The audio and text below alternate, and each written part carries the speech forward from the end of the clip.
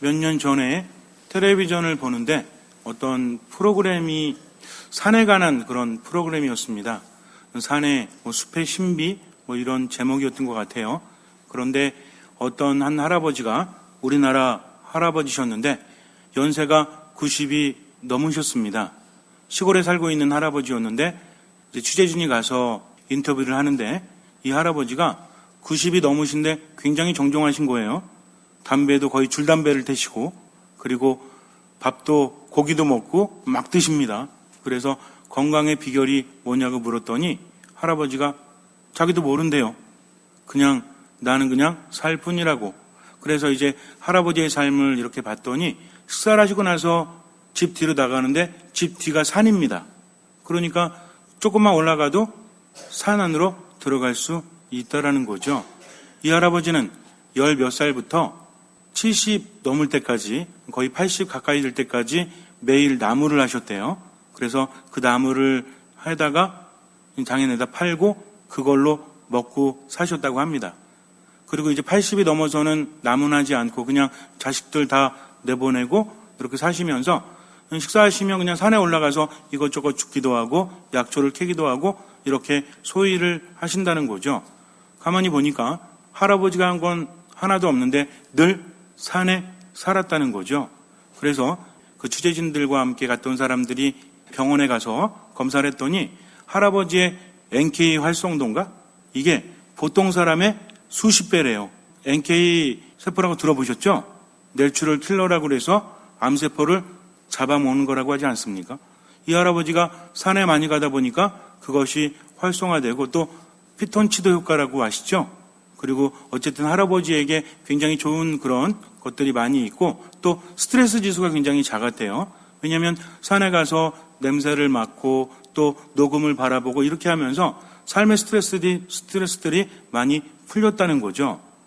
현대 심리학자들 또 정신의학자들이 말합니다. 현대 사람들이 스트레스를 많이 받아서 문제가 아니라 스트레스가 해소가 되지 않기 때문이라는 거죠. 그런데 사람들은 자꾸만 스트레스를 피하려고 하죠. 스트레스는 필요합니까? 필요하지 않습니까? 살다 보면 어느 정도는 필요하다고 하죠.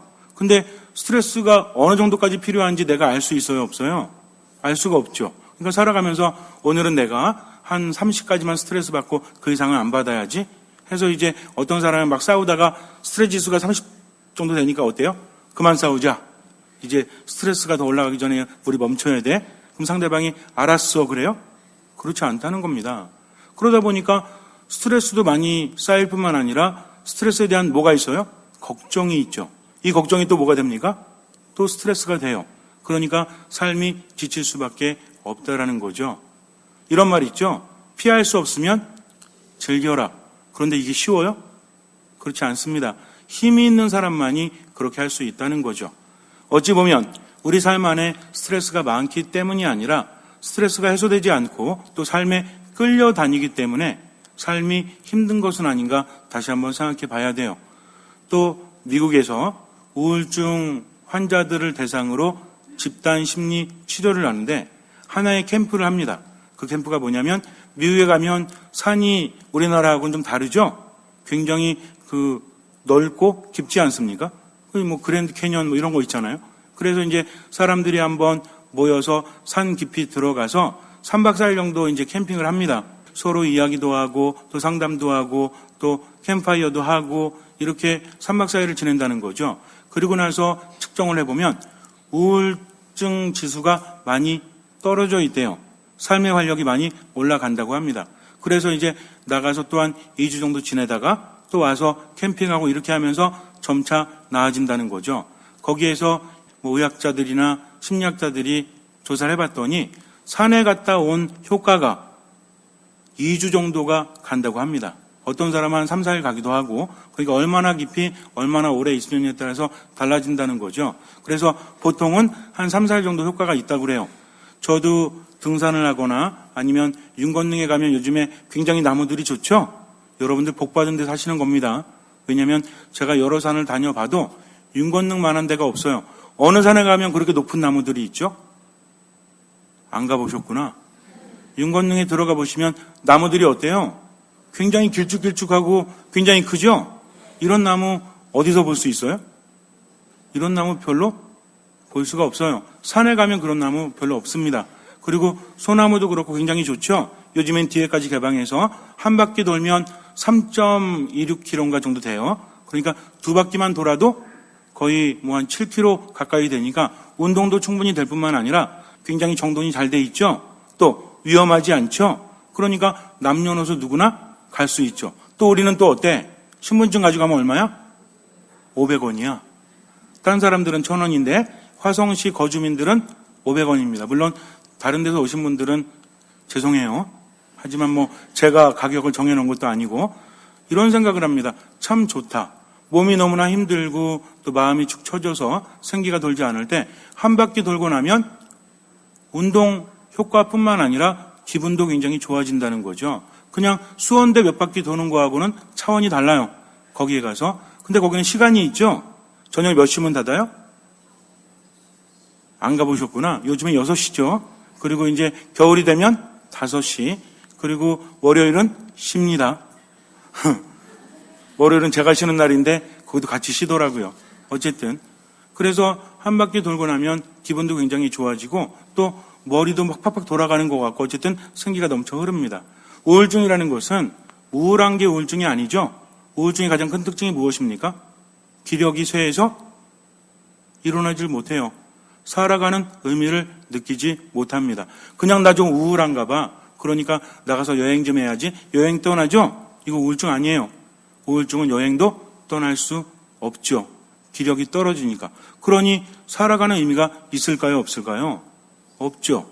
모든 것들이 힘들어 죽겠는데 모든 것들이 의미를 잃어가니까. 그래서 우울증의 원인이 뭐라고 했죠? 여러 가지 원인이 있지만 상실이라고 했죠. 상실. 사랑하는 사람이 죽거나 그런데 사랑하는 사람이 죽으면 어느 정도는 다 우울하고 힘들죠. 이거 말고 죽은 지 10년 됐는데 아직도 헤어나오지 못하면 이런 것들을 우울증이라고 합니다.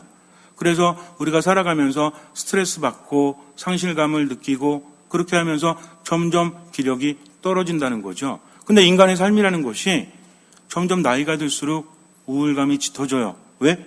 상실감이 크기 때문입니다. 어쩔 수 없는 것 같아요. 어릴 때는 잘 모르는데 그런데 요즘에는 어린아이들도 우울증이 있다라고 하죠. 뭐에 대한 상실감일까요? 글쎄요. 여러 가지로 말할 수 있겠죠. 어쨌든 중요한 것은 우울증이라는 것은 우리가 살아가면서 우울감을 느낀다라고 하는 것은 이것은 무엇입니까? 어떤 신호죠?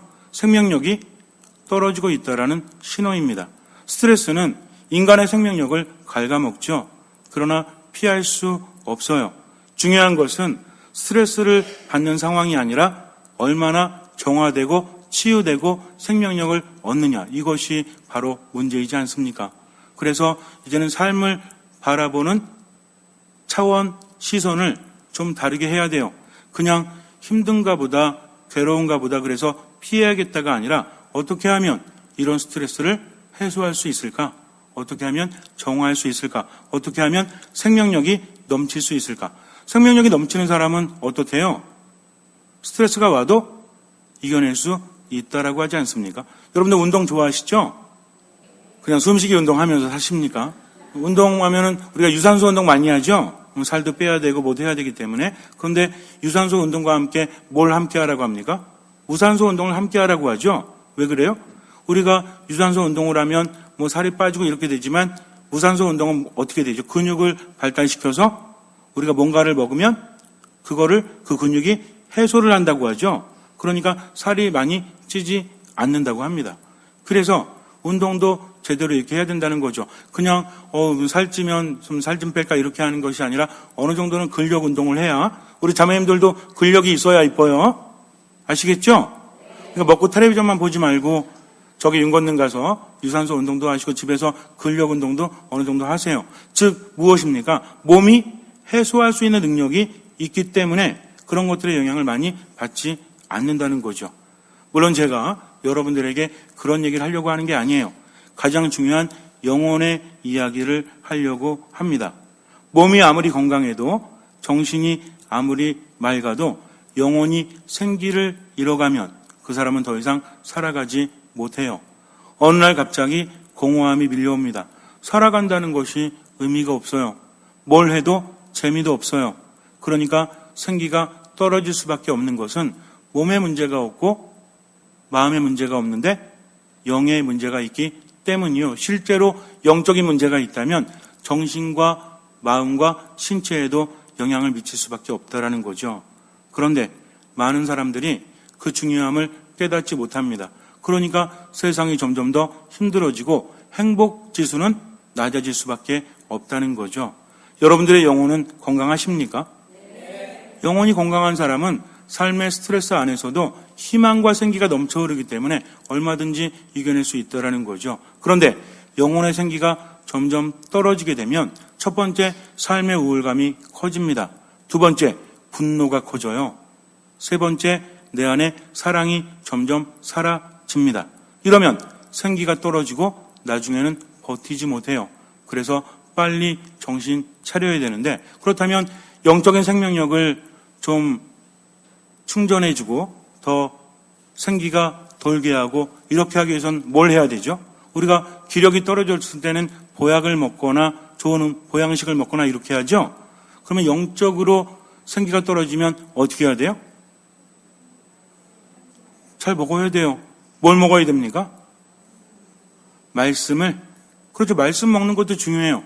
그러나 더욱더 중요한 것은 이미 예수님께서 우리에게 하신 말씀이 있죠. 너희는 모두 이것을 받아 먹어라. 너희는 모두 이것을 받아 마셔라. 내가 진실로 너희에게 말한다. 하고 뭐라고 하십니까? 너희가 사람의 아들의 살을 먹지 않고 그의 피를 마시지 않으면 너희는 생명을 얻지 못한다. 이렇게 말씀을 하십니다. 예수님의 살과 피는 우리에게 무엇을 준다? 생명을 준다는 거죠. 영원한 생명뿐만 아니라 우리가 살아가면서 생명력이 넘치게 된다는 겁니다. 생명을 더하고 더하게 하신다라고 말씀하세요. 그래서 생명력이 있다라는 것은 살아가면서 매 순간순간 활기가 돋고 생기가 넘쳐 흐르죠.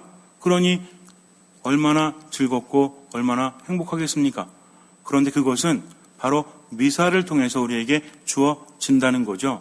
우리 천주교 신자들은 미사라는 엄청난 보화를 가지고 있으면서도 그것을 잘 깨닫지 못해요. 그래서 미사 시간을 너무나 수동적으로 보낼 때도 많이 있습니다. 물론 여러분들은 그렇지 않겠지만 미사라는 것이 1000년이 넘게 발전해 오면서 지금의 모습으로 자리를 잡았죠. 어떤 분들은 그래요. 신부님, 미사가 너무 형식적이 아닙니까? 미사는 형식이 아니에요. 형식이 중요하긴 하지만 형식적은 아니라는 겁니다. 형식에 있어야만 공동체의 행위가 될 수 있기 때문이죠. 미사가 형식을 갖추는 이유는 무엇이기 때문이다? 공동체가 함께 드리는 공적인 예배이기 때문입니다. 미사라는 것은 예배 중에서도 가장 높은 단계예요. 그러니까 우리가 함께 모여서 이렇게 그냥 특별한 기도를 하는 것이 아니라 미사할 때만큼은 지상이 아니라 어디에 참여하는 거다? 천상잔치에 참여한다는 거죠. 그렇게 만드셨습니다. 누가? 예수 그리스도께서. 예수님께서 마지막 날 잡혀가시기 전날에 모든 것을 종합을 하시죠. 우리 사람들이 떠날 때도 자식들 모아놓고 또 사랑하는 사람들 모아놓고 마지막으로 뭐 하죠? 유언을 남기지 않습니까? 예수님께서는 이제 당신께서 세상에서 살면서 하신 모든 말씀들, 모든 기적들을 종합해서 제자들에게 모든 것을 넘겨주십니다. 그러면서 뭘 만드셨어요? 성목요일에 거룩한 미사를 만드셨습니다. 너희는 모두 이것을 받아 먹어라. 너희는 모두 이것을 받아 마셔라. 내 살을 먹고 내 피를 마시는 사람은 내가 그 안에서 살 것이다 라고 말씀을 하십니다. 즉 성체성사에 참여하는 사람은 그 사람의 힘으로 살아가는 것이 아니라 누구의 힘으로? 예수 그리스도의 힘으로 살아간다는 거죠. 이게 얼마나 든든한지 몰라요. 얼마나 대단한지 몰라요. 우리는 좀 와닿지 않을 수 있겠지만 제자들은 이 말씀을 들으면서 예수님은 어떤 분이셨죠? 나병 환자를 깨끗하게 하시죠. 5,000명을 먹이시죠. 앉은뱅이를 일으키시죠. 눈먼 사람을 보게 하시죠. 그리고 죽은 사람을 살리시죠. 그런 분이 내 안에서 함께 살아간다면 더 이상 걱정할 필요가 있습니까? 없습니까? 즉 예수님께서는 당신의 모든 것을 우리에게 주시기 위해서 성체성사를 만들어 놓으셨다는 거죠. 근데 우리는 미사가 너무 자주 있으니까, 주일마다 미사가 있으니까 그냥 흔하다고 해서 아무것도 아닌 것처럼 여긴다면 얼마나 어리석고 얼마나 안타까운 일이겠습니까? 교회 역사를 보면 기적들이 많이 일어나죠. 예수님 시대뿐만 아니라 그 이후에도 여러 가지 기적들이 일어나는데 이 기적은 두 가지로 종합이 됩니다. 하나는 뭐예요? 성체의 기적이라는 거죠. 여태까지 남아있는 옛날에 성인들이 어떤 기적을 행했다, 우리가 잘 모르잖아요. 기록으로만 남아있으니까. 그런데 성체의 기적은 1000년이 넘었음에도 불구하고 아직도 보존되어 있는 것이 있죠. 그래서 이제 의학자들, 과학자들, 신자 아닌 사람들이 이제 어떤 부탁을 받고 또 의뢰를 받고 가서 검사를 하지 않습니까? 그래서 검사를 해봤더니 미사 가운데 실제로 변했죠. 성체와 성혈이 예수님의 살과 피로 변하는 기적의 사건들이 여럿이 있습니다. 굉장히 많습니다. 그런데 교회에서는 금세 인정하지 않고 교황청에서는 인정해주지 않아요. 기적이 일어나도. 그런데 그 이후에 사람들이 공개하지 않고 은밀히 보관을 하죠. 근데 100년, 200년, 300년이 흘렀는데도 어때요? 썩지 않고 그대로 있으니까 여기에 대해서 조사를 합니다. 그래서 1980몇 년에 나사하고 이제 과학자들이 실제로 그거를 연구를 했죠. 그래서 발표한 게 무엇입니까? 이 살은 살아있는 인간의 심장 조직이다. 또 혈액도 마찬가지다. 그런데 이것이 그 오랜 세월 동안 어떤 처리도 하지 않았는데 살아있는 인간의 심장 조직으로 그대로 남아있다는 것 자체가 과학으로는 설명할 수 없다라고 합니다. 즉 무엇입니까? 기적이라는 거죠. 그렇다면 이런 기적들은 왜 일어날까요? 1000년이 넘은 기적들이 지금의 어떤 의미를 가집니까? 왜 하필이면 이런 기적이 일어났을까요? 공통점이 있는데 기적이 일어날 때는 미사를 봉헌하는 사제가 의심을 했대요. 내가 축성하는 빵과 포도주가 정말 예수님의 몸과 피가 될까? 의심하는 순간에 살과 피로 변했다고 합니다. 그러니까 깜짝 놀라서 주교님께 알리고 교황님께까지 전해지고 이것이 화제가 됐다는 거죠. 그래서 그런 성체 기적들을 보면 대부분이 미사를 하는 신부님들이 의심을 했을 때 그런 사건이 일어났지만 이것은 유독 그 신부님 한 분뿐만이 아니라 우리 믿는 사람들 모두에게 전해주시는 그분의 메시지죠. 오늘 복음에서 뭐라고 합니까? 나는 하늘에서 내려온 살아있는 빵이다라고 하세요. 내 살을 너희에게 준다. 내 피를 너희에게 준다라고 하셨죠. 그러니까 이런 기적들은 무엇이다? 예수님의 이런 말씀이 진실되다는 것을 밝혀주는 기적이라는 겁니다. 즉 뭐가 엄청나다는 것을, 미사의 은총이 엄청나다는 것을 우리에게 알려주는 거죠. 또 하나의 기적이 있죠. 여러 가지 기적이 있는데 그 중에서 유명한 것들이 성체 기적이라면 또 하나는 성모님 발현의 기적입니다. 그래서 우리가 알고 있는 파티마라든지 루르드라든지 아니면 과달루페 기적의 메달 성당, 이런 것들은 이미 믿지 않는 사람들조차도 기적을 체험해서 인정하고 있는 거죠. 지금도 많은 사람들이 불치병에 걸려서 거기 가서 치유받고 오는 사례들이 종종 보고되지 않습니까? 그래서 얼마 전에 보니까 텔레비전에 기적의 메달 성당도 나왔더라고요. 성모님께서 알려주신 대로 디자인해서 메달을 만들었죠. 그래서 아픈 사람들, 힘든 사람들이 줬더니 신자가 아닌 사람들도 완쾌가 되어서 세례를 받고 성당에 나오지 않습니까? 이런 기적들이 일어날 때는 스케일이 장난이 아니에요. 그래서 우리가 일반적으로 조그만 기적 이런 것이 아니라 교회 안에서의 인정받는 기적은 기적 자체가 많은 사람도 아니겠지만 많은 사람들이 체험하라고 이것이 입증이 되어줘야 합니다. 그런데 가만히 보니까 성체 기적과 성모 발현의 기적에 공통점이 있어요. 성모님께서 발현하실 때마다 한 번도 빠지지 않고 하신 말씀이 무엇이냐면 이 자리에 성당을 지어라 라고 말씀하십니다. 빌딩도 아니고 어떤 건물도 아니고 뭘 지으라고요? 성당을 지어라. 성당은 뭐 하는 곳입니까? 미사가 거행되는 곳이기 때문에 그래요. 그래서 성체 기적과 성모 발현의 기적은 바로 미사를 중심으로 이루어지고 있다라는 거죠. 여러분들은 왜 세례를 받으셨습니까? 여러 가지 이유가 있겠지만 세례를 받는 근본적인 이유가 무엇이에요? 성체성사에 참여하기 위해서라는 거죠. 예수님의 몸을 내가 모시고 그분의 피를 내가 모시면 내 안에서는 그분의 기적이 일어나고 있다는 겁니다. 그런데 그 가치를 깨닫지 못하고 성체성사에 온전히 참여하지 못하니까 그 은총이 빛을 발하지 못한다는 거죠. 하느님께서는요, 무엇이든 할 수 있으시지만 한 가지만큼은 하지 않으십니다. 그게 뭐죠? 우리의 마음을 여는 것, 스스로 열어야 합니다. 물론 다른 사람이 마음을 열게 하기 위해서 우리가 하는 게 기도는 하죠. 그것은 그 사람의 마음이 열릴 수 있도록 여러 가지 계기를 하느님께서 주셨으면 하는 바람으로 하는 기도죠. 우리에겐 무엇이 있습니까? 자유의지라는 것이 있어요. 그래서 미사에 얼마나 절실히 참여하느냐. 물론 이런 경우도 있어요. 제대로 깨닫지 못하는데 그래도 미사가 중요하다는 것만 알고 와서 그냥 머물기만 해. 그래도 은총은 있습니까? 없습니까? 그래도 있어요. 그런데 이왕이면 더 많은 은총을 받아야 되지 않습니까? 여기서 또 한 가지 조심해야 되는 것이 미사를 모독하는 행위를 우리가 할 수도 있다는 거죠. 실제로 전 세계에서요, 미사를 모독하는 행위가 굉장히 많이 일어납니다. 사타니즘이라고 하죠. 이 사람들이 미사를 공격을 해요. 어떻게 하는지 아세요? 제자를 만들어 놓고 쿠키 같은 거 갖다 놓고 옆에 술 갖다 놓고 그거 가지고 성체성사 거행을 합니다. 그리고 먹고 마시다가 널브러져 있어요. 그런 경우도 굉장히 많습니다. 그리고 성체를 아무나 축성해서 아무나 막 나눠주는 거예요. 이런 경우도 있어요. 이런 것들 뭐라고 합니까? 성체 모독이라고 하죠. 근데 이런 것들은 사타니즘, 즉 사탄주의 사람들이 행하는 그런 행위라면 우리는 어때요? 우리는 그러면 돼요, 안 돼요? 안 된다는 겁니다. 이 거룩한 성체성사에 참여해서 내 생명력을 둬야 되는데 우리는 어떻습니까? 무관심하죠. 또 이 거룩한 시간에 뭐하고 있습니까? 어떤 분들은 미사 오셔가지고 그 안타까운 시간에 주보를 보고 계셔. 지금 뭐 하는데?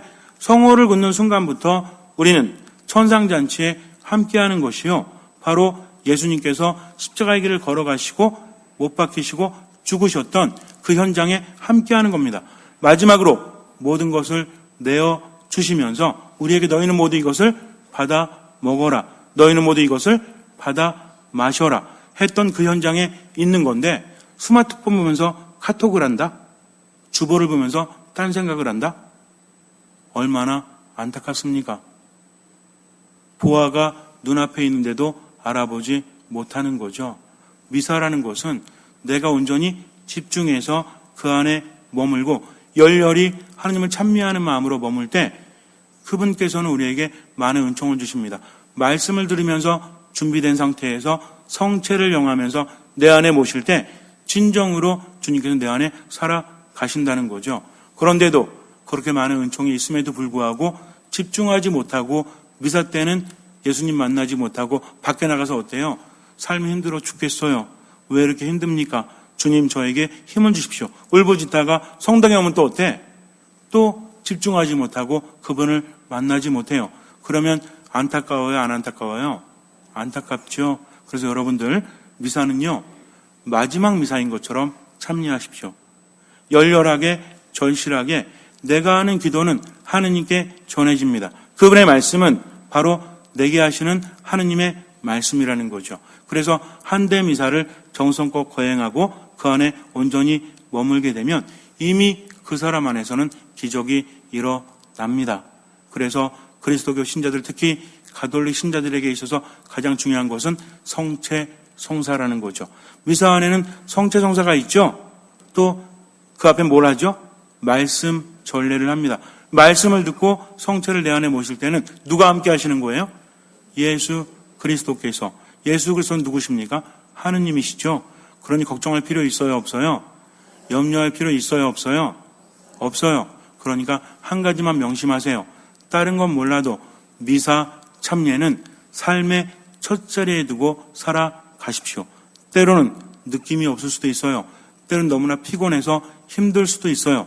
때로는 의미가 없게 느껴질 수도 있습니다. 그러나 우리가 산에 갔을 때 그런 작용을 내가 인지하고 인식하지 못하듯이, 그러나 이미 작용은 일어나고 있듯이 미사에 참여했을 때는 이미 기적이 일어나고 있는 겁니다.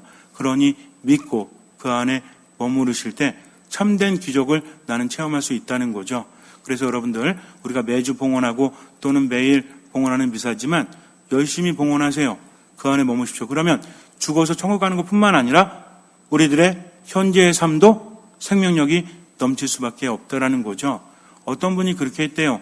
이제 마지막, 우리가 보통 그 죽음 체험 이렇게 말하기도 하는데, 죽었다가 깨어난 사람이 말하는데 이렇게 말을 했다고 합니다. 천사가 와서 나를 데려가는데 아무리 물어도 별 대답이 없더래요. 자기가 죽었다는 것을 인지하고 천사에게 마지막으로 이렇게 질문했다고 합니다. 내가 지금 심판받으러 가는 거냐고? 그랬더니 천사가 고개를 끄덕이대요. 그리고 그러면 내 삶에 있어서 정말 지은 죄도 많고 정말 내가 온전히 살지 못했는데 어떻게 하면 좋겠냐고 그랬더니 천사가 딱 한마디 하더랍니다. 그러게 미사를 더 자주 참여하지 그랬냐고. 그렇게 하다가 다시 살아나서 그 사람은 매일 미사를 한 번도 빠지지 않는다라고 합니다. 미사의 값은 이미 성체 기적을 통해서, 성모배랑 기적을 통해서, 또 미사의 기적을 통해서 우리에게 전해지고 있죠. 근데 우리는 어때요? 보여주시는데도 믿지 못하고 그것을 따르지 않으면 얼마나 안타깝습니까? 그래서 하느님 앞에서 이거 해달라 저거 해달라 자꾸만 차원 낮은 신앙생활 하지 마시고 미사 안에 온전히 머무십시오. 그러면 청하기도 전에 이미 알고 계신 주님께서는 더 좋은 것을 우리에게 주십니다. 잠시 눈을 감으세요. 걱정과 염려 이미 다 알고 계십니다. 여러분들이 무엇을 원하는지 다 알고 계시죠? 그러니 모든 것 내려놓고 거룩한 미사 안에 온전히 머물도록 하십시오. 주님 안에 온전히 머물도록 하십시오. 성체를 내 안에 영하도록 하십시오. 믿고 지금을 살아가십시오. 주님께서는 그 믿음을 보시고 우리 삶에 놀라운 기적을 일으켜 주실 것입니다. 아멘.